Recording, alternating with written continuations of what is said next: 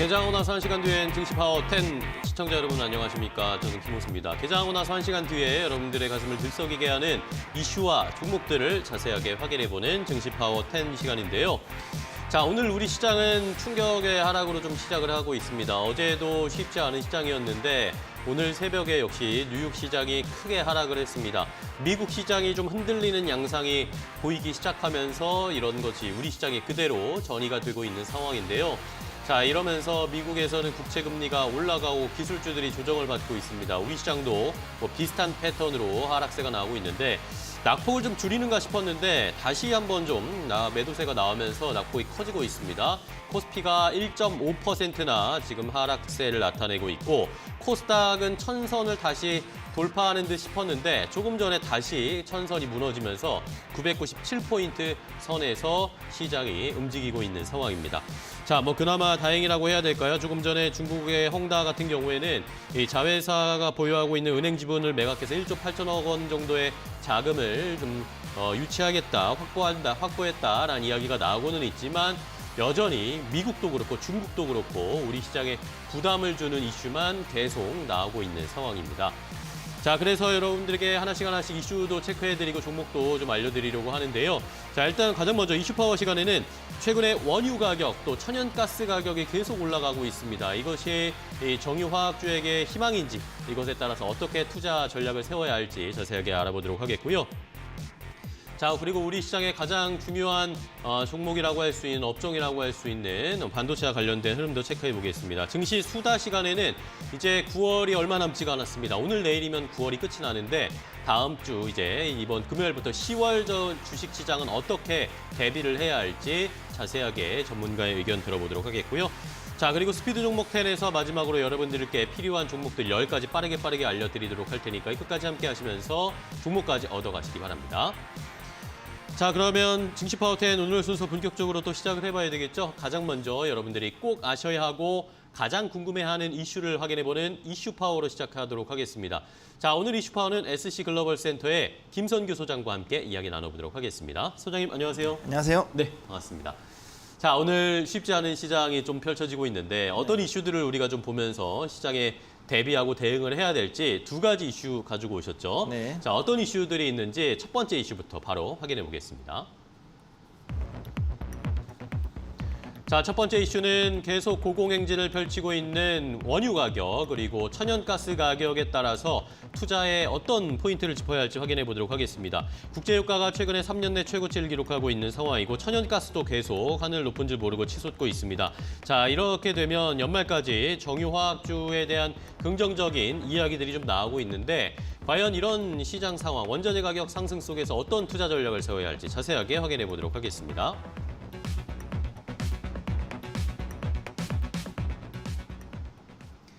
자, 첫 번째 이슈는 바로 국제유가 상승세 그리고 천연가스. 어제 또 시장에서 천연가스 관련 종목들이 많이 올랐는데 자, 이런 종목들 어떻게 좀 흐름을 살펴봐야 될지 일단은 최근에 국제유가와 그 천연가스 가격의 좀 흐름부터 체크를 해주세요. 네, 일단은 지금 그 천연가스도 그렇지만 일단 가장 중요한 게 WTI하고 브렌트유인데 특히 주목할 것은 이제 유럽 쪽에서의 에너지 수급이 굉장히 불안정한 상태가 되면서 브렌트유가 굉장히 빠르게 가파르게 상승하는 모습을 보여주고 있습니다. 현재 블룸버그에 나온 거를 보시게 되면 브렌트유가 현재 $80를 돌파했다라고 일단 이렇게 해서 나오고 있고 최근 6개월간 했을 때 브렌트유가 또 추이가 일단은 8월 이후에 갑작스럽게 증가하는 모습을 보여주고 있고요. 네. 이걸로 봤을 때는 이제 물론 지금까지 해가지고서 여러 가지 일단은 경기가 회복된다라는 그런 이야기를 하면서 나온 것도 있었지만은 더 큰 문제는 뭐냐면 사실은 공급이 부족하기 때문에 이런 부분이 훨씬 더 큰 이슈가 되고 있습니다.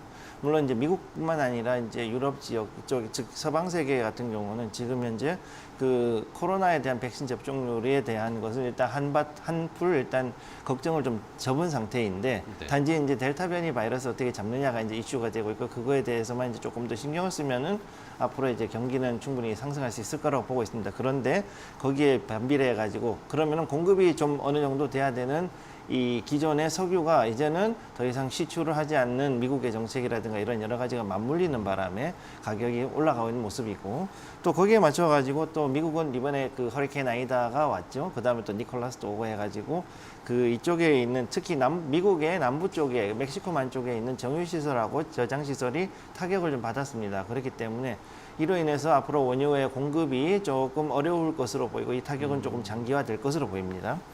그래서 현재 골드만삭스 같은 경우 여기에 대해서 일단 언급하면서 유가가 연말까지 해서 WTI 같은 경우 배럴당 $90까지 충분히 올라갈 수 있는 이런 모습을 보여주고 있다고 얘기하고 있습니다. 네. 자, 이런 상황이고 역시 이 천연가스 가격도 유럽 쪽에서 집중적으로 좀 올라가고 있잖아요. 네, 일단은 여기 내추럴 가스, 천연가스 일단 여기 차트를 잠깐 띄워놨는데 이걸 보시게 되면은 이 현재 약간 좀 떨어지고 있습니다. 현재는 그렇지만 어제 같은 경우에 이게 $6 35센트까지 아주 급등을 했다가 그 다음에 여기에서 이제 어제 새벽에 미국장이 열리면서 미국 내에 있던 그 대규모 헤지 펀드들하고 그 다음에 이제 라지 트레이더들이 이제 여기에서 조금 이 차익 실현하면서 좀 던졌습니다, 물량을. 그래서 지금 약간 좀 빠져 있는데 여기서 다시금 한번 눌림목 잡았다가 다시 올라갈 확률이 있어서 앞으로 좀 더 많이 올라갈 수 있을 것으로 보이고, 보다시피 최근 들어가지고 특히 3월 이래로 굉장히 강하게 올라가는 이런 모습 보여주고 있고요. 또 이것이 사실은 이제 그 전 세계적인 에너지 대란이라는 이야기가 지금 나오고 있는데, 정확히 얘기하면은 탄소를 쓰지 않는 에너지들에 대해 가지고 자꾸 즉 친환경 에너지로만 자꾸 가다 보니까 기존에 쓰고 있던 아직까지도 상당히 많은 부분을 차지하고 있는 천연가스나 석유 같은 이런 부분이 좀 부족해진 현상이 벌어지는 겁니다.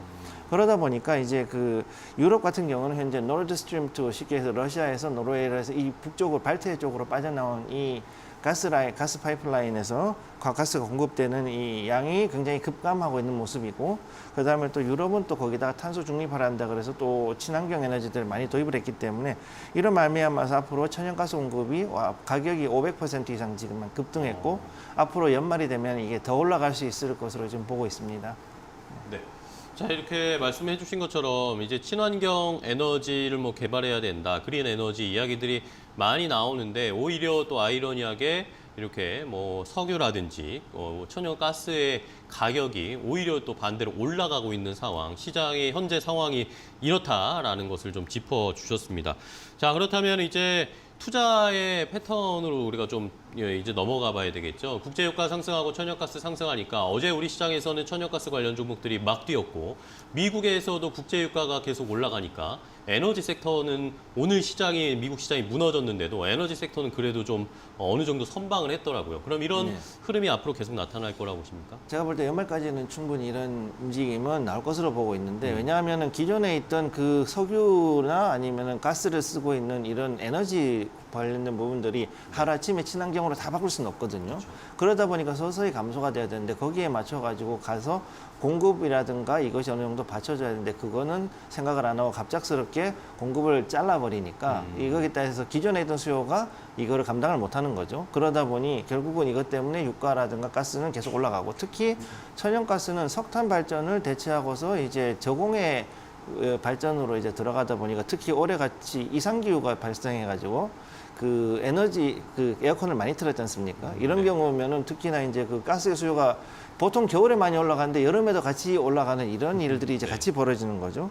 그러다 보니 앞으로 이제 S-오일이라든가 대환유와 뭐 아니면 이제 롯데케미칼, SK이노베이션, 그다음 뭐 GS 아니면 뭐 이제 대한유화라든가 이런 데도 역시 좀 앞으로 정유화학 관련주들은 상당히 조금 상승할 모멘텀이 좀 있고, 그 다음에 또 이제 가스도 이원이라든가 SK가스 같은 이런 가격 이런 데는 또 수소 관련주까지 합쳐졌기 때문에 이런 쪽은 더 많이 올라갈 수 있습니다. 단 지금 현재 정유주들 같은 경우는 이미 고점을 형성하고 있는 상태이기 때문에 여기에서 더 올라가는 건 쉽지 않을 것으로 보이고, 저는 일단 여기에 대해서는 에너지 관련, 즉 WTI나 아니면은 가스 관련 ETF 쪽으로 해서 투자하시는 것을 좀 더 낫다고 생각하고 그쪽으로 권해드리고 싶습니다. 네, 좋습니다. 말씀해 주신 것처럼 정유주들은 최근에 좀 많이 올라온 경향이 있기 때문에 고점을 좀 형성을 했기 때문에 이렇게 직접 종목에 투자하는 것보다 전반적인 에너지 관련 ETF, 천연가스 관련 ETF를 한번 좀 살펴보자라는 의견까지 주셨습니다. 자, 그러면 이제 바로 또 두 번째 이슈로 넘어가 보도록 할까요? 두 번째 이슈는 어떤 내용일지 화면으로 함께 확인해 보겠습니다. 자, 두 번째 이슈는 바로 미국의 반도체 압박 이야기입니다. 미국이 반도체 공급 수요 업체를 상대로 각종 정보를 요구를 하고 있습니다. 이러면서 우리 업체들, 우리 기업들에게도 이런 정보를 요구하고 있는데요. 이렇게 협력을 해야 할 것인지, 이것이 우리 업체들에게, 반도체 기업들에게 좋은 호재인지 아니면 악재인지 자세하게 좀 파악을 해보도록 하겠습니다.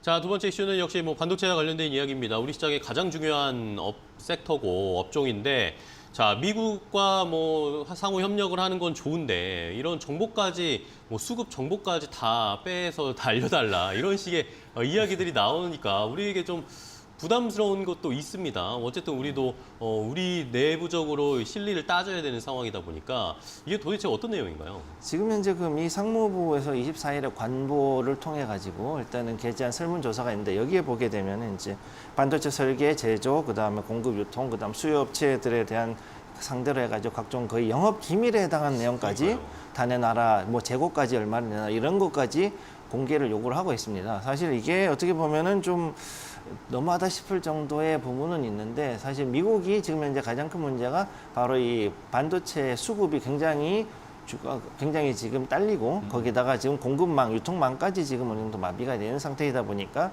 이런 일이 벌어진 겁니다. 실제 23일 요거 관보가 나오기 하루 전날에 바이든 대통령이 일단은 CEO 서밋에서 반도체 대책 회의를 일단 했는데 그렇죠. 여기에서 이제 뭐라 그랬냐면 반도체 공급망에 대한 중요성을 설파했습니다. 결국은 앞으로 있을 전기차 그다음에 또 다른 그 특수한 그 반도체들에 대해 가지고 즉 앞으로 있을 차세대 그리고 앞으로 나올 이 부분에 대한 반도체들에 대해 가지고 미국이 먼저 주도권을 쥐고 선점을 해야 된다는 것이 이 내용의 핵심이었기 때문에 이로 인해 가지고 아무래도 우리 국내 기업들에게도 좀 압력이 많이 들어오지 않을까 일단 그렇게 보고 있고요. 또 해당 업체들에 대해서는 좀 이 부분 때문에 상당히 많이 당황하고 있습니다. 네. 실제. 네. 네. 자, 이러다 보니까 우리가 또 이제 계산기 주판화를 튕겨야 되는 상황이 됐고, 자, 이러면은 또 우리 기업들은 미국과 중국 사이에 끼어 있어가지고 또 괜히 또 새우등 터지는 거 아닌가라는 걱정도 좀 드는 상황인데, 자, 그러면 우리 시장에서 이제 반도체 업체들 어떻게 좀 대응을 해야 될까요? 다음 주에는 또 이제 삼성전자 잠정 실적이 발표가 될 거고, 오늘 새벽이었죠. 마이크론 테크놀로지가 실적 발표를 했는데 이제 앞으로의 컨센서스보다 좀 낮은 매출을 기록할 것이다라고 좀 공표를 하면서 주가 많이 빠졌습니다. 어떻게 대응할까요? 일단 마이크론하고 삼성전자하고 조금 다른 점은 저는 일단은 그렇게 봅니다. 삼성전자는 팹리스뿐만이 아니라 일단은 기본적으로 메모리고 그다음 파운드리를 가지고 있기 때문에 생산량을 보장할 수 있다는 점이 다른 거거든요. 그렇다면은 앞으로 지금 현재 사례라면 오히려 삼성전자는 앞으로 충분히 더 추가 상승을 할 수 있는 모멘텀은 어느 정도 있다라고 보고 있고 그 다음에 또 어느 정도 미리 빠졌기 때문에 지금 충분히 더 올라갈 수 있다고 보고 있습니다. 그리고 또 이래서 결국은 이제 앞으로 이제 민관 쉽게 얘기해서 정부가 그 다음에 정부가 이제 그 각 기업들하고 해가지고서 여기에 대한 반도체 투자 점검 회의를 앞으로 구성을 해가지고 이런 부분을 대응을 할 것이기 때문에 아마 4분기가 들어가더라도 여기에 대해서 어느 정도 기업들이 유연하게 잘 대처를 한다면은 충분히 투자에 대한 성과가 나올 수 있을 것으로 보고 있습니다. 네. 자, 그렇다면 대형주들은 이런 상황이고 중소형주들 중에서도 우리가 좀 옥석을 가려봐야 될까요? 네, 지금 현재 그 전체적으로 소부장들이 많이 좀 가라앉았죠. 그렇죠. 주가는 많이 가라앉았는데 이 중에서 그래도 결국은 실적은 거짓말을 하지 않기 때문에 실적이 좋은 주들을 관련해 가지고 어느 정도 찾아서 가는 게 필요하고요. 그럼 여기 했을 때 앞으로 이제 한 1년 이상 상승 모멘텀을 가질 수 있는 쉽게 얘기해서 어느 정도 그 투자가 설비에 대한 투자가 끝나고 공격적인 접근할 수 있는 주들을 좀 봐야 되는데 그러면 어버 반도체라든가 아니면 테스나라든가 아니면 이제 이런 IA 혹은 SFA 반도체 이런 종류 여러 가지 종류의 이런 관련된 소부장 관련주들이 있으니까 여기에서 옥석을 가리시고 그래가지고 접근하시면 괜찮을 것으로 보입니다. 네, 좋습니다. 자, 미국의 반도체 압박이 좀 거세지고 있는 상황이긴 하지만 어쨌든 업체들 그리고 우리 정부와 함께 좀 대책을 좀 마련할 것으로 보이고 아까 삼성전자에 대해서 이야기를 해주셨지만 다음 주에 잠정 실적이 발표가 되지만 오히려 우리 삼성전자는 조금 많이 어쨌든 이미 가격 조정을 한번 받은 상황이기 때문에 오히려 실적 발표하고 나서 좀 분위기가 반전될 수 있지 않을까라는 그런 제안을 생각을 알려주셨습니다. 그리고 중소형주 중에서는 실적 좋은 어느 것이나 마찬가지겠지만 반도체 관련 장비 중소형주 중에 실적 좋은 종목들은 미리미리 좀 선별해 놓을 필요가 있다라는 것까지 함께 확인을 해봤습니다. 자, 이렇게 오늘 김선규 소장과 함께 이야기 나눠봤습니다. 오늘도 또 좋은 인사이트, 좋은 이슈 해석해 주셔서 감사하고 다음 시간에 또 뵙도록 하겠습니다. 고생 많으셨습니다. 네, 감사합니다. 고맙습니다.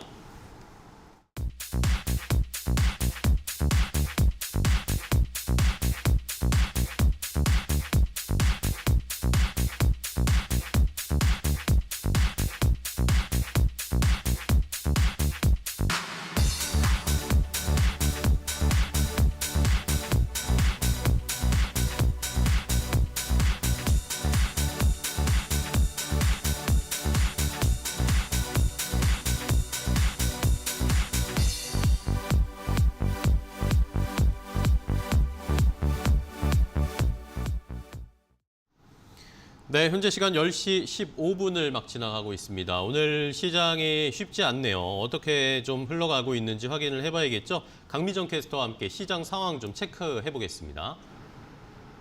네, 이 시각 업앤다운 강민정입니다. 오늘도 시장 상황 먼저 체크해 보겠습니다. 코스피는 어제 3,100선이 무너진 뒤에 추가 하락이 나오고 있습니다. 어제보다도 낙폭이 더 깊게 잡히고 있는데요. 50포인트 넘게 하락하면서 3,047선의 거래 이어갑니다. 자, 코스닥은 1,000선을 지지하는 데 실패를 했습니다. 1.8% 이상 빠지면서 993포인트 지나가고 있고요. 섹터별로도 오늘 많이 침체됐습니다. 보험업과 도시가스 정도를 제외하면 전 섹터가 하락불을 켜고 있습니다. 그럼 이 시각 업앤다운 특징주 먼저 상승 중인 종목 만나보도록 하겠습니다. 오늘 한국 패키지가 상승하고 있고요. 하나손해보험 그리고 리비안 관련주 순으로 살펴보도록 하겠습니다. 한국 패키지의 원창 포장공업이 우회 상장을 허가받았습니다. 한국 패키지는 식품 위생용 종이 상자, 즉 우유곽 같은 것을 만들고 있는 회사인데요. 골판지 제조업체인 원창 포장공업과 합병을 하겠다고 지난 7월에 공시를 했습니다. 여기에 따라 이 상장 예비 심사에 들어갔다가 이번에 결과가 나온 건데요. 이 원창 포장공업이 조건을 충족하는 것으로 승인이 나서 코스닥에 우회 상장할 수 있게 됐습니다. 한국 패키지와 원창 포장공업의 합병 기일은 12월 25일로 알려져 있습니다. 네, 15% 넘는 급등 탄력을 이어가고 있습니다. 시간 외 상한가에서부터 탄력 이어받고 있고요. 오늘의 고점은 6,520원입니다. 이어서 두 번째 상승 특징주 살펴보도록 하겠습니다. 오늘 한두 개 섹터 제외하고는 전부 하락 중이라고 말씀을 드렸는데요. 금리 인상의 대표적인 수혜주인 보험 섹터, 그중에서도 손해보험 섹터가 상승하고 있습니다. 전일에 이어서 오늘도 미국의 국채 금리는 올랐습니다. 장중 1.567%를 기록하기도 했는데요. 어제와 달리 오늘 은행주는 대체로 하락세인데 보험주는 오늘도 갑니다. 특히 테만의 상승력이 가장 좋은 것이 하나손해보험입니다. 올해 이익이 최대치가 예상된다는 증권가 평가가 나오고 있고요. 또 동종업계 내에서 퍼가 가장 낮은 것으로 집계되고 있습니다. 이렇게 가장 저평가된 것으로 기대되는 이 한화의 매수가 가장 많이 유입하고 있는 것으로 보입니다. 현재 5% 넘게 상승하면서 4,720원 선 지나가고 있습니다. 네, 이어서 세 번째 상승 특징주입니다. 오늘 리비안 관련주들 묶어서 살펴보도록 하겠습니다. 아마존 전기차라고 불리는 리비안이 11월에 미국 증시에 상장을 합니다. 아마존과 포드가 투자를 했고 테슬라의 대항마로도 불리고 있는데요. 미국 증시에 상장한 후에 시가총액은 우리 돈으로 95조 원에 육박할 것으로 보입니다. 국내에도 관련주가 많은데 그 가운데서도 코스닥 상장사들이 오늘 움직임 특히 강합니다. 먼저 에코캡이 현재 상한가에 들어있는 상태인데요. 자동차 부품인 와이어링 하네스를 리비안에 공급하는 것으로 알려지면서 관련주로 분류가 되고 있습니다. 또 대원화성 역시 20% 넘는 상승 탄력 이어가고요. 삼진 L&D는 삼성 SDI를 통해서 리비안에 공급하고 있죠. 6.5%대 탄력 이어갑니다. 네, 이어서 다운 특징주도 확인해 보도록 하겠습니다. 오늘 이전 상장한 S&D 살펴보고요. F&F 홀딩스도 눌리고 있습니다. 먼저 S&D 살펴보시죠. 자, S&D는 코넥스에서 코스닥으로 오늘 이전 상장을 했습니다. 하지만 시장 타이밍이 안 좋았을까요? 오늘 주가는 급락이 나오고 있습니다. 공모가는 28,000원이었고요. 오늘 시초가는 이보다도 10%가량 떨어진 25,200원으로 출발을 했습니다. S&D 식품 원료를 생산하는 업체라고 보시면 되겠는데요. 불닭볶음면 그리고 신라면 등에 들어가는 스프의 소스를 만드는 회사로 유명합니다. 최대 고객사는 삼양식품이고요. 여기에서 매출의 67%가량이 나온다고 하네요. 오늘 시초가보다도 더 눌리고 있습니다. 22,400원에 거래되면서 두 자릿수 하락세 기록 중입니다. 이어서 두 번째 하락 특징주도 살펴보시죠. 의류업체 F&F홀딩스가 하락 중입니다. 코스닥 시가총액 상위 종목 가운데 하락세가 가장 높게 잡히고 있는데요. F&F 하지만 외국인의 수급이 탄탄한 종목입니다. 주가가 빠지고 있는 오늘도 모간 서울 등의 창구로는 매수 주문이 계속해서 들어오고 있습니다. 외국인은 지난 9월 2일부터 이틀 정도를 제외하고 14일 연속으로 매수 이어가고 있습니다. 또 MLB가 큰 인기를 끌고 있는 중국에서도 성장세가 높게 점쳐지고 있는데요. 하지만 오늘 시장 갈수록 낙폭이 깊어집니다. 3.57% 마이너스 기록하면서 67만 5천 원에 체결되고 있습니다. 네, 지금까지 이 시각 업앤다운 특징주 살펴봤습니다. 오늘도 성공 투자하시기 바랍니다. 네, 현미정 캐스터 수고하셨습니다. 오늘 시장의 상황을 전체적으로 좀 확인을 해봤는데 자, 9월 이제 후반 들어서면서 시장의 불안감이 좀 커지고 있습니다. 미국에서도 변동성이 커지면서 오늘 급락세가 나왔고 자, 이런 것들이 우리 시장에 한 겹 부담을 주고 있는 상황인데요. 자, 그러면 이제 투자자들은 시장을 어떻게 좀 대비를 하고 있는지 확인해 보겠습니다. 때론 솔직하게, 때로는 또 심도 있게 시장을 바라보는 전문가들의 시선, 시각을 확인해 볼 텐데요. 실시간 증시 수다 시간입니다. 자, 오늘은 카카오페이 증권의 윤정식 부장과 함께 이야기를 좀 나눠보도록 할게요. 부장님, 안녕하세요. 네, 안녕하세요. 네, 반갑습니다. 자, 오늘 시장도 쉽지가 않습니다. 시장의 이제 분위기가 확연하게 좀 차가워졌다라는 게 좀 느껴지는데 많이 흔들리고 있어서 개인 투자자분들, 시청자분들이 좀 힘들어하시는 분들이 속출을 하고 있는데 자, 이제 9월 이틀밖에 남지가 않았고 이제 10월이 시작이 됩니다. 새로 또 돌아오는 10월 어떻게 좀 대비를 하고 계신지도 궁금합니다. 네, 우선은 이 9월 이제 마지막 날을 향해서 달려가고 있는데 네. 이 마지막 주에 굉장히 힘든 시장이 펼쳐지고 있습니다. 전일 같은 경우도 하락을 많이 했고요. 금일 같은 경우도 사실은 더 크게 좀 하락을 하고 있습니다. 그랬을 때 이제 10월 시장 어떻게 될지 그런 부분을 좀 돌아보고 싶은데요. 10월 주식 시장 같은 경우는 우선 실적적인 부분들, 주식의 기본이 실적이죠. 실적을 말씀드리자라면은 역사적 최대치 수준이 나올 것으로 보여집니다. 우선 삼성전자가 실적 굉장히 좀 좋을 것으로 보여지고요. 컨센서스만 보더라도 안 그래도 3분기 실적 굉장히 좋을 것으로 보여지는데 이 컨센서스가 계속 좀 올라가고 있는 그런 모습입니다. 삼성전자가 영업이익 기준으로 3분기에서 지금 15조 원대 후반에서 16조 원대 얘기까지 나오고 있죠. 이 3분기 이 원달러 환율까지 사실 좋은 부분들이 있었기 때문에 이 15조 원 후반에서 16조 원 중반, 그러니까 다시 말씀드리면 못해도 15조 원입니다. 분기에 15조 원이라는 거의 역대급 실적이 나올 것으로 보여지는데요. 삼성전자가 워낙 좀 좋기 때문에 이 전체적으로 국내 기업들의 3분기 실적은 굉장히 좀 좋을 것으로 보여지고요. 이 실적이 좋은 데에는 반도체, 휴대폰 이런 부분들이 복합적으로 영향을 미쳤겠지만 이 제일 크게는 사실은 환율이 굉장히 좀 우호적이었습니다. 이 환율의 영향을 많이 받아서 수출주들, 국내 사실은 대기업은 다 수출주죠. 이 삼성도 그렇고요, 현대차그룹도 그렇고, SK 하이닉스 수출이 대부분을 차지하고 있는데 이 환율이 원화가 좀 약세의 분위기, 최근에 다시 한번 이 1,200원을 향해서 원화가 약세, 원달러 환율이 올라가고 있는 그런 모습들이 나오고 있죠. 이 환율이 수출 기업에 상당히 우호적인 환경이었기 때문에 기업들이 잘한 부분들도 있었지만 이 우호적인 환경이 만들어졌고 그러면서 이 역사상 최대치의 실적이 나올 가능성이 높다라고 보시면 되겠고요.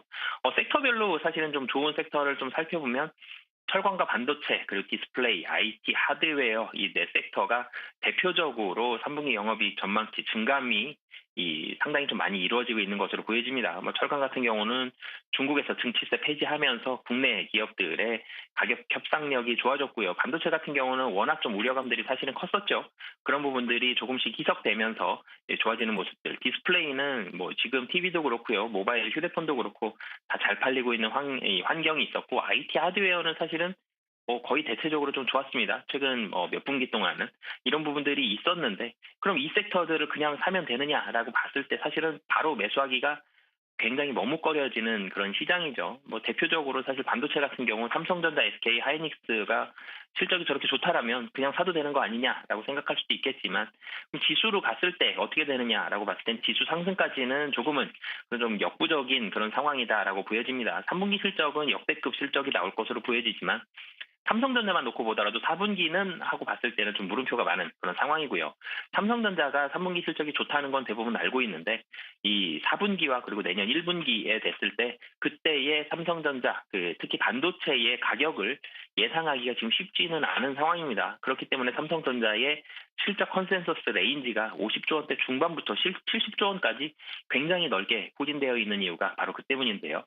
그렇기 때문에 지금 지수가 상승하기 위해서는 어쩔 수 없이 시가총액 상위 종목인 삼성전자 하이닉스가 좀 움직여줘야 되는데 움직임이 좀 힘드는 그런 상황들이 있기 때문에 지수가 전체적으로 올라가기에는 조금은 힘든 상황이다라고 보시면 되겠고요. 그럼 여기서 봤을 때 어떤 종목을 그럼 매수해야 할 수 있겠느냐 이런 부분들은 좀 밸류에이션 매력 사실은 밸류에이션 매력이라는 얘기를 꺼냈을 때 밸류에이션 매력이 좋은 종목을 매수하세요. 이 얘기는 시장이 좀 좋지 않을 때 사실은 밸류에이션 매력이 있는 종목들을 매수하세요라는 얘기를 드릴 수가 있는데요. 최근이 사실은 그런 상황인 것 같습니다. 이 밸류에이션 매력 다시 말씀드리면 주가가 좀 많이 빠져 있거나 이 이익 대비해서 이 밸류에이션이 좀 좋은 그런 섹터들을 좀 보시면 좋을 것 같은데요. 이 가장 대표적으로 소비재, 정유, 화학 같은 섹터를 좀 말씀드리고 싶습니다.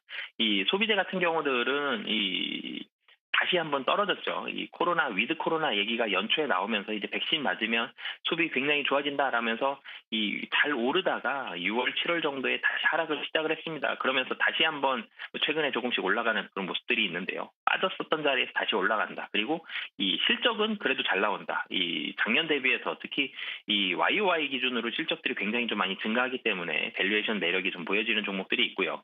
그리고 정유화학 대부분이 정유주들로 예전에 말씀드렸었다가 이 재작년부터죠. 그리고 사실 코로나 나오고 나서 국제 유가도 좋지 않아졌고요. 정제 마진도 언제 사실 BEP 이상이었는지 사실 기억도 잘 안 났었습니다. 그러다가 이 국제 유가가 많이 올라갔고 정제 마진도 많이 좋아졌죠. 이런 부분들이 최근에 주가에 반영이 되면서 정유에서도 이 정제 마진에서 이익이 드디어 난다라는 부분들이 있기 때문에 정유 섹터들 특히 최근 들어서 수급이 좀 좋은 모습들 보여주고 있습니다. 그렇기 때문에 다시 말씀드리자라면은 지수가 전체적으로 올라가기에는 만만치 않은 상황이고 그렇기 때문에 많이 떨어졌던 밸류에이션 매력을 보유한 소비재, 정유, 화학 섹터들에 좀 더 관심을 가지시면 좋을 것 같다라고 정리할 수 있겠습니다. 네, 잘 들었습니다. 부장님. 밸류에이션 매력에 있는 종목이나 업종을 잘 살펴보자. 조언 잘 새겨 드릴게요. 오늘 좋은 말씀 감사합니다. 고맙습니다. 네, 감사합니다. 네, 고맙습니다. 자, 이렇게 저희가 전해드리는 방송 내용은요. 시청자 여러분들의 투자에 참고가 되는 내용 알려드리는 겁니다. 최종 투자 판단과 결정은 시청자 여러분들께서 직접 내리셔야 한다는 것은 다시 한번 좀 강조를 드리겠습니다. 자, 그럼 이제 여러분들 개장하고 나서 1시간 지났고 내가 어떤 종목을 또 살펴봐야 될지 관심 있는 종목들 혹시 여기 방송에서 언급되지 않을지 궁금하시죠? 저희가 10가지 종목을 준비했습니다. 스피드 종목 10으로 바로 이어가겠습니다.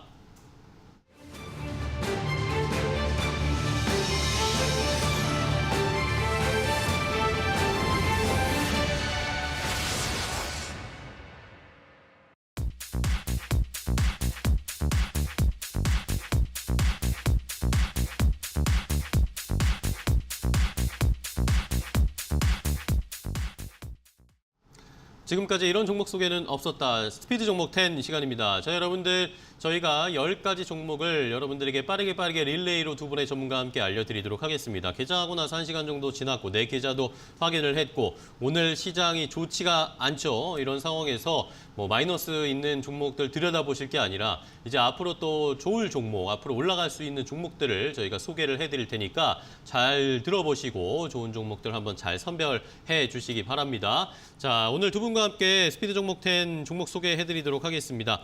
자, 유스타 유창희 대표 그리고 위드금융의 정태근 팀장 나오셨습니다. 두 분 안녕하세요. 안녕하십니까. 반갑습니다. 자, 유튜브에서 오늘 시장이 많이 힘들지만 시청자분들은 벌써 오늘 수요일 톰톰데이를 기대하고 계십니다. 두 분이 나오신다는 걸 이미 알고 계셔가지고 오늘도 재밌는 종목 소개를 해달라라는 케미가 기대된다라는 댓글들이 막 올라오고 있으니까요. 좋은 종목들 많이 가지고 오셨죠? 네, 좋습니다. 어떤 종목을 그럼 가지고 오셨는지 바로 확인부터 해보겠습니다. 자, 스피드 종목 10 10가지 종목 공개하겠습니다. 유창희 대표의 픽부터 볼까요? 스튜디오 드래곤, S51, KB금융, 포스코 인터내셔널, SK텔레콤을 가지고 오셨고요. 정태근 팀장의 픽은 LX 인터내셔널, 테이펙스, LG화학, OCI, SK텔레콤 공통으로 나왔네요. 자, 이렇게 10가지, 9가지 종목이네요. 9가지 종목이 나왔습니다. 자, 과연 이 10가지 종목 가운데 시청자 여러분들은 어떤 종목이 눈에 띄시는지 궁금한데요. 자, 오늘 두 분이 9가지 종목을 가지고 오셨습니다. 마지막에 SK텔레콤이 겹쳐서 자, 요것도 한번 비교해서 한번 들어보는 마지막에 재미도 있을 것 같습니다. 자, 여러분들 이 종목들 가운데 저희가 알려드린 이 종목들 가운데 더 궁금하거나 관심이 간다거나 하는 종목이 있으시면 저희에게 질문을 주시기 바랍니다. 유튜브 라이브 댓글창에다가 질문을 주셔도 되고요. 아니면은 문자로 샵 3772번으로 궁금한 점, 뭐 매수가는 어느 정도로 잡아야 되나요? 목표가 어느 정도로 잡아야 되나요? 라고 구체적으로 질문을 주시면 두 분의 전문가께서 더 자세하게 알려주실 테니까 많이 참여해 주시기 바랍니다. 자, 그러면은 바로 시작을 좀 해볼까요? 첫 번째 유창희 대표님의 픽부터 바로 가겠습니다. 네, 스튜디오 드래곤을 좀 선정을 좀 했습니다. 네. 뭐 오징어 게임이 상당히 이슈가 되고 있죠. 그쵸. 뭐 지금 뭐 그러니까 넷플릭스에서 상당한 인기를 끌고 있고 뭐 요즘에는 다른 이슈로도 희화되고 있다 생각을 좀 하고 있는데 일단은 뭐 스튜디오 드래곤이 그 오징어 게임 만든 제작사는 아닙니다. 하지만 어찌되었든 지금 그 컨텐츠 이런 쪽에서 포커스를 본다라면 연초에는 어떻게 보면 위드 코로나 네. 이런 부분들 때문에 약간 OTT 업체라든지 뭐 CJ, CGV처럼 약간 이런 반사이익을 누릴 수 있는 쪽에 좀 주목을 받았다라면 그 이후에는 소속사, 뭐 SM이라든지 YG 엔터테인먼트, 뭐 기획사 이런 쪽에서 주목을 받았습니다. 그러면 다시 이제 전 제작사 쪽으로, 그러니까 어쨌든 자금은 그 안에서 순환매가 발생할 수밖에 없다 생각을 좀 하고 있고 그런 측면에서 봤을 때 제작 업체들에 대한 관심도가 높아질 수밖에 없다. 특히 우리나라 작품들이 웹툰이나 웹드라마 이런 부분들에서 확인된 내용들이, 그러니까 성공한 내용 작품들이 드라마 되는 것이고 또 스튜디오 드래곤 같은 경우는 어떻게 보면 이제 최근에는 트렌드 스튜디오 드래곤이 어떻게 이끌고 하고 있냐면은 성공한 영화를 드라마화하는 부분들이 있고 이거에 상당히 호평을 받고 있습니다. 그래서 그런 측면에서 보신다라면 상당히 그 앞으로 기대감은 더 높게 나올 수 있지 않을까 생각을 좀 하고 있습니다. 그래서 주가가 그저께 이제 지난주에 이제 급등세를 보여주고 어제 오늘 약간 눌림목이 있지만 전 충분히 다시 상승 가능하다 생각하고 있습니다. 네, 좋습니다. 스튜디오 드래곤을 유창희 대표님이 첫 번째 종목으로 가지고 오셨는데 고독한 여우님이 스튜디오 드래곤 9만 원대에 물려 있는데 괜찮나요? 라고 질문을 주셨습니다. 뭐 저는 괜찮을 것 괜찮겠죠? 같습니다. 네. 왜 목표가 그 이상을 보고 있기 때문에 좀 시간과 싸움을 가지면 되지 않을까 생각하고 있습니다. 네, 조금만 더 기다려보자라는 의견을 주셨으니까요. 좀만 힘을 내시기 바랍니다. 자, 다음 종목으로 바로 갈게요. 정태근 팀장님의 첫 번째 종목인데 LX 인터내셔널을 가지고 오셨네요. LX 인터내셔널. 네. 네. 왜 웃은지 저는 알 것 같습니다. 네. 네. 일단 뭐 그 해상 운임지수가 여전히 계속해서 우상향을 하고 있습니다. 근데 네. 그럼에도 불구하고 HMN과 편의점 같은 경우는 2월달 이후, 5월달 이후 주가가 계속해서 하락을 하고 있습니다. 그러다 보니까 이 해상 운임지수 상승에 대한 어떤 모멘텀을 받을 수 있는 종목이 그래서 LX 인터내셔널이지 않을까라고 생각을 하고 있습니다. 결국 해상 운임이 상승을 하는 건 부족한 용선에 글로벌 물동량이 증가를 하다 보니까 그래서 이제 발생이 되고 있는데 그래서 단순히 실어 나르는 게 아니 단순히 뭐 실어나는 그 해상 운송이 아니라 이 업무를 종합적으로 하고 있는 무역과 관련된 회사를 상사주를 보는 게 맞을 것 같습니다. 그리고 최근에 주가가 8월달을 기점에서도 반등을 좀 주고 있는 상황이고요. 그래서 일단은 LX 인터내셔널의 영업이익의 70% 이상을 차지하고 있는 물류 사업 부분에 대한 호조가 네. LX 인터내셔널의 주가 모멘텀이라고 보시면 될 것 같고 실적 모멘텀이 될 것이라 좀 보시면 될 것 같습니다. 그리고 최근에 천연가스 가격이란지 발전용 유연탄이란지 이런 원자재에 대한 가격이 발전용 원자재를 봐야 되겠죠. 발전용 원자재에 대한 가격이 상승을 하다 보니까 거기에 대한 수혜도 좀 있는 것 같습니다. 그래서 이런 부분을 통해서 3분기 실적도 상당히 호실적에 대한 평가가 나온 상황인데 3분기 예상 영업이익이 1,500억 정도 예상이 되고 있는 상황이고요. 그리고 전년 대비 300% 성장이라고 합니다. 그래서 지금 시장에서 넘어갔습니다. 변동 상당히 좋지 않은데 지금 시장 국면에서 뭐 대안이 될 만한 종목이라 생각을 하고 있고요. 그래서 오늘 좀 조정이 나오고 있는데 중요한 건 5일선 추세 이것만 보시자라는 네. 말씀을 드리도록 하겠습니다. 네, 좋습니다. LX 인터내셔널을 첫 번째 종목으로 정태근 팀장님이 소개를 해 주셨습니다. 자, 그러면 이번에는 유창희 대표님의 두 번째 종목 갈까요? S-오일이죠. 네, S-오일 선정을 좀 했습니다. 오늘 좀 조정이 나오는데 최근에 좀 많이 올라왔기 때문에 네. 조정이 나왔다 생각을 좀 하고 있고요. 어찌됐든 정제 마진이 2년 내 최고치를 갱신을 하고 있고 유가도 안정적인 흐름을 보여주고 있고 어저께 뉴욕 증시, 글로벌 증시가 하락을 한 것이 뭐 국제금리 이슈도 있었습니다만은 그 최근에 천연가스라든지 석탄이라든지 약간 이런 원자재 가격 급등이 인플레에 대한 어떤 우려감들, 스태그플레이션에 대한 우려감들이 좀 작용했었던 것도 상당히 컸습니다. 그래서 그런 부분 측면에서 보신다라면 어찌되었든 뭐 SO일은 그런 거에 반사이익을 누릴 수밖에 없다 생각을 좀 하고 있고요. 거기다가 성수기 시즌에 대한 진입에 대한 기대감들 그리고 그 SO일은 원래 전통적으로 고배당 기업입니다. 그렇기 때문에 수익이 좋게 나오면 배당을 많이 하는 기업이에요. 그리고 수익이 안 좋으면 배당을 줄이는 기업이긴 하지만 그래서 뭐 이번에 올해 실적이 2분기 예상했던 것보다 상당히 좋았었고 3, 4분기 상당히 기대감이 있다라면 배당 역시 나쁘지 않을 거라 생각을 좀 하고 있기 때문에 상대적인 고배당주로 다시 주목을 해보실 필요가 있다고 생각하고 있고요. 그리고 최근에 수소 에너지 하면은 암모니아주를 포커스로 집중적으로 좀 관련돼서 움직임이 나오고 있는데 아람코가 최대주죠. 아람코가 암모니아 관련해 가지고 상당히 관심이 많고 투자를 하고 있죠. 그런 것들이 SO일은 중장기 성장성을 확보해 놓고 있다 생각을 하고 있습니다. 그래서 저는 충분히 고점 돌파 이제 막 시작한 거라서 네. 뭐 시장에 흔들림이 나올 수 있겠습니다만은 네. 전 계속해서 우상향 가능하다 생각하고 있습니다. 네, 좋습니다. SO일 정유주 중에 대표주라고 해서 SO일 더 갈 수 있을 것이다라는 의견을 주셨습니다. 자, 저희가 종목 소개해드리는 중에 중국 쪽에 시장이 개장을 해서 개장 상황 좀 체크를 해보고 우리 지수도 좀 체크를 해봐야 되겠는데 자, 일단은 중국 상해 종합지수가 0.8% 역시 아시아 증시도 역시 전체적으로 하락세로 출발을 합니다. 3,573선 출발했고요. 홍콩 항생지수 낙폭이 좀 더 큽니다. 0.91% 하락하면서 24,276포인트 선에서 중계가 되고 있습니다. 자, 근데 우리 시장의 하락폭이 더 깊게 나오네요. 이 코스피가 2% 넘게 지금 빠지고 있고요. 코스닥도 990선이 지금 위태합니다. 2.1%나 하락세가 더 깊게 나오면서 양시장이 모두 2% 넘게 하락세가 크게 나오고 있는 상황. 자, 오늘 시장 일단은 녹록지 않다라는 것을 좀 계속 확인할 수밖에 없는 상황입니다. 자, 시장은 어렵지만 그래도 저희는 종목을 좀 체크를 해보면서 기회를 찾아보겠습니다. 이번에는 정태근 팀장님의 두 번째 종목 가겠습니다. 네. 두 번째 종목은 테이펙스라는 종목입니다. 2차 전지 관련해서 많이 알려지지 않은 종목인데 그 전에 좀 간단하게 좀 말씀드리고 싶은 부분이 오늘 시장이 가지고 계신 종목이 하락이 나올 수가 있을 겁니다. 근데 네. 그 오늘 당일 하락이 아니라 기존에 유지하고 있던 이 상승 추세가 이탈되는지 안 되는지 여부를 좀 보시면 좋을 것 같아요. 그래서 오늘 저도 종목 컨셉은 일단 올선 유지 이 부분을 좀 잡았기 때문에 네네. 이 올선이 만약 이탈하게 된다라면은 좀 제외를 하고요.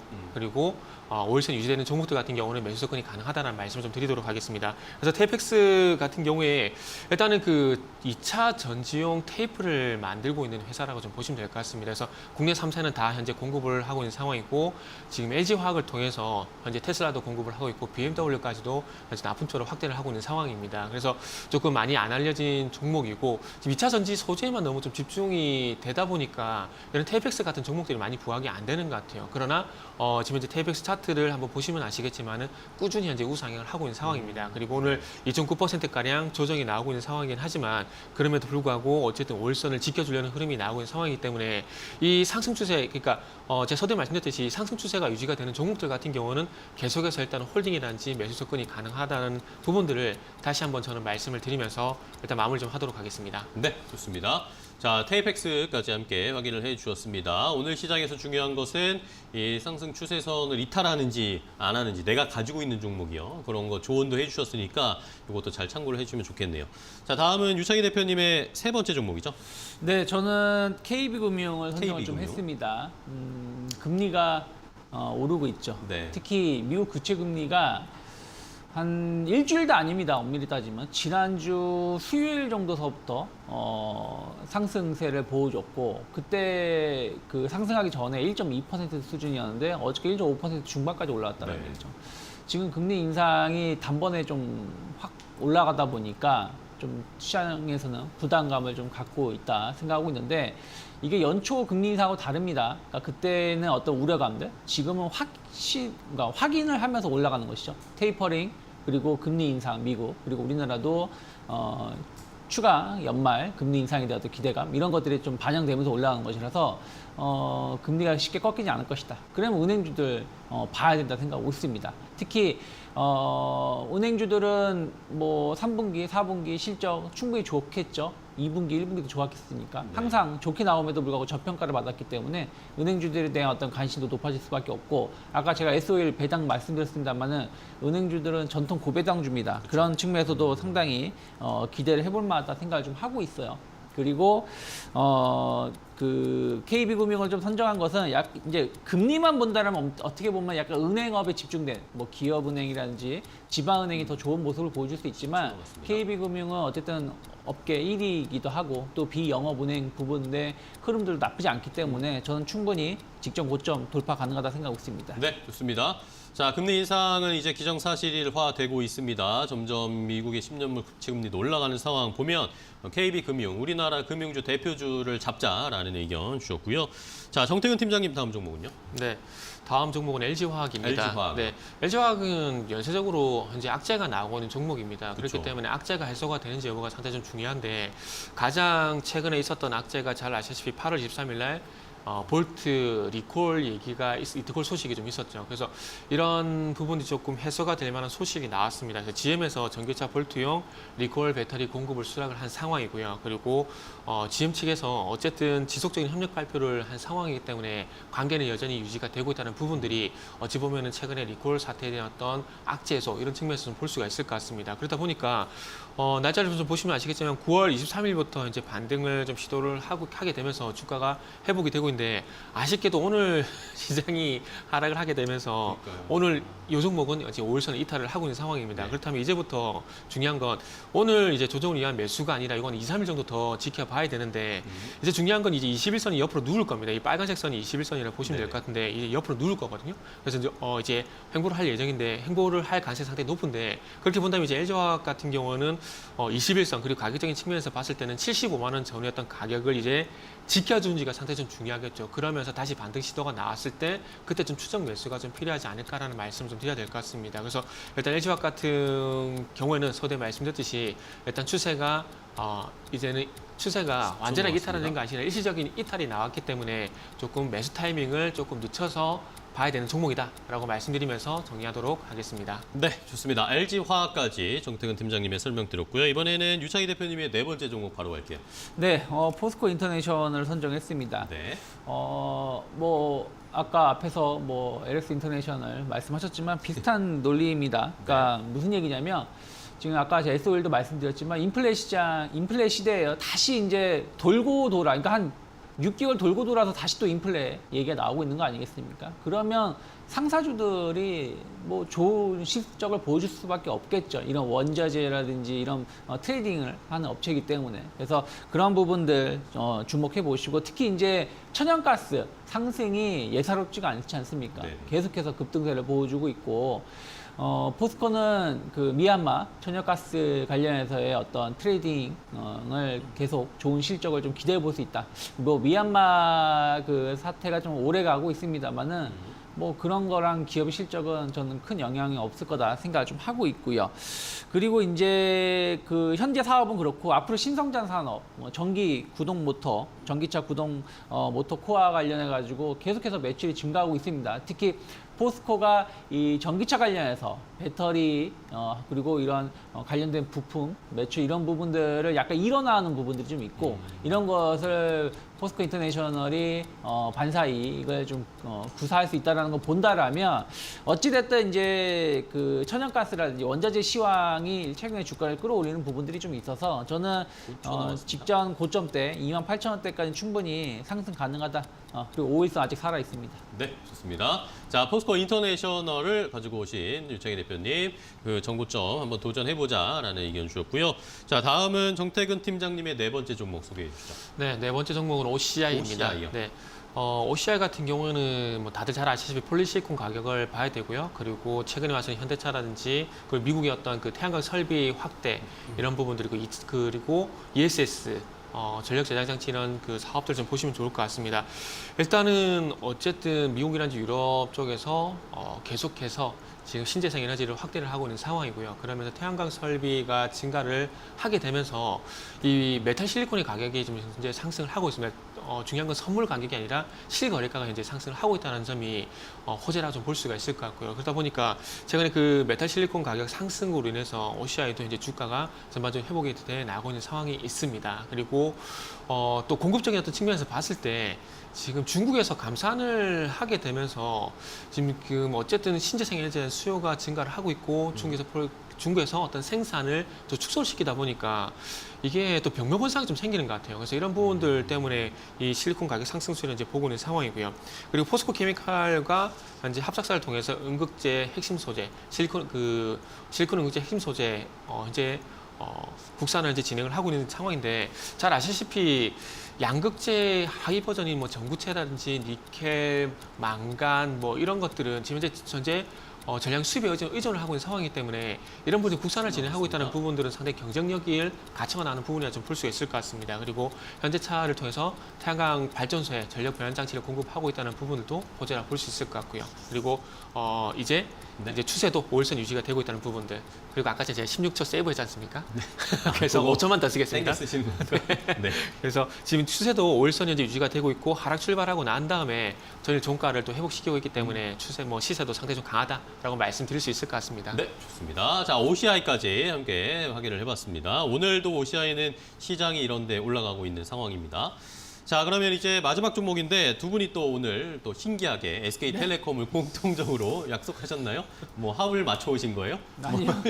자, 그러면 먼저 유창희 대표님의 설명을 좀 들어볼까요? 네. 저 지금 오늘 알았습니다. 네. 어찌되었든 통신주들에 대한 관심도가 그전보다 조금 낮은 편이긴 하지만 네. 시장이 조정이 나올 때는 통신주에 대한 관심도가 높아질 수밖에 없다 생각 좀 하고 있습니다.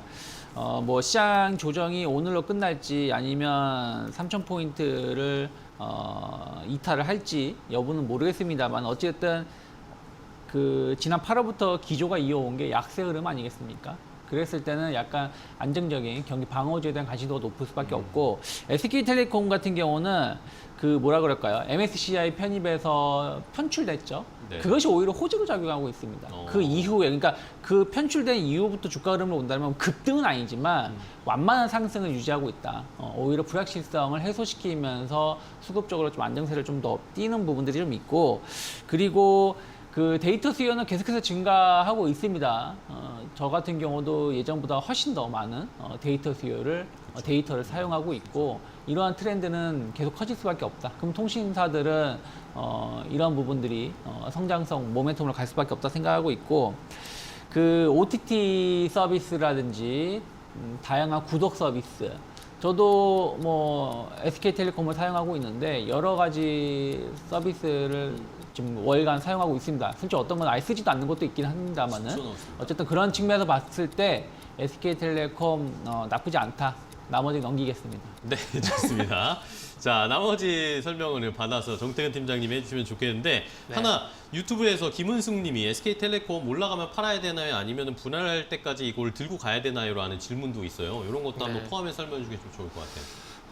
분할 얘기가 있었는데 분할 얘기가 다시 나오게 되면은 일단은 매도를 좀 하는 게 좋을 것 같습니다. 매도를 하는 게 좀 좋을 것 같고 어찌 보면 일시적으로 이 분할 이슈로 인해서 가격 조정 너무나 당연한 얘기지만 분할 이슈가 나오게 되면 가격 조정이 나오거든요. 그렇기 때문에 지금은 어쨌든 이 분할 이슈가 잠잠해진 상황인데 다시 한번 분할 이슈에 대한 얘기가 나오게 되면은 아마 SK텔레콤의 어떤 주가 고점이 되지 않을까라고 생각을 하고 있습니다. 그래서 이런 리스크가 있다는 점은 좀 염두에 두시고요.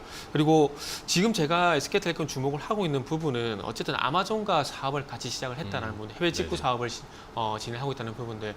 그러니까 지금 그러니까 국내에서 해외 직구를 상당히 많이 이용을 하고 있습니다. 그러다 보니까 그 품목이 건강식품 중심으로 해서 40대 이상이 해외 직구 상당히 많이 하는 통계치가 나와 있더라고요. 그래서 그런 부분을 통해서 아마존이 직접적으로 우리나라 시장에 진출하는 것이 아니라 이 SK텔레콤 11번가를 통해서 이제 한번 제가 볼 때는 간을 본다고 좀 생각하고 있거든요. 그래서 잘 되면 아마 확장을 할 거고 아마 이게 잘 안 되면 다시 발을 빼는 그런 흐름이 나올 것 같은데 아마 이베이 코리아가 잘 안 되다 보니까 아마 아마존이 이런 전략을 좀 가져가는 것이 아닌가 생각이 듭니다. 그런데 이 아마존과 합작을 하게 되면서 구독 경제 서비스 이걸 하고 있다는 부분들. 유튜브 같은 경우도 저도 월 정기권을 끊어놓은 상황이고요. 그리고 쿠팡도 이용을 하고 있고 그다음에 지금 최근에 카카오 같은 게 이모티콘 무료 시연을 하고 있지 않습니까? 맞습니다. 네. 그래서 그런 부분을 봤을 때 최근에 트렌드가 구독 경제거든요. 그래서 이런 구독 경제를 확대해 나가게 되면서 앞으로 수익성에 대한 부분들을 확대시킬 수 있는 부분들, 그리고 통신사 최초로 메타버스 이런 부분을 하고 있다는 것들이 좀 매력이라고 볼 수 있을 것 같습니다. 네, 좋습니다.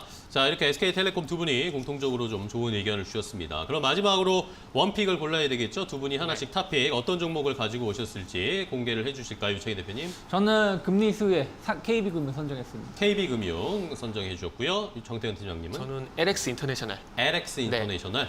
자, 두 분은 KB금융과 LX 인터내셔널의 탑픽을 이렇게 골라주셨습니다. 오늘 시장이나 앞으로 관심 종목에서 한번 잘 여러분들 체크를 해주시고 살펴보시기 바랍니다. 자, 두 분 오늘 좋은 종목 소개해 주셔서 감사하고요. 다음 시간에 또 뵙도록 하겠습니다. 고생 많으셨습니다. 고맙습니다. 감사합니다. 네.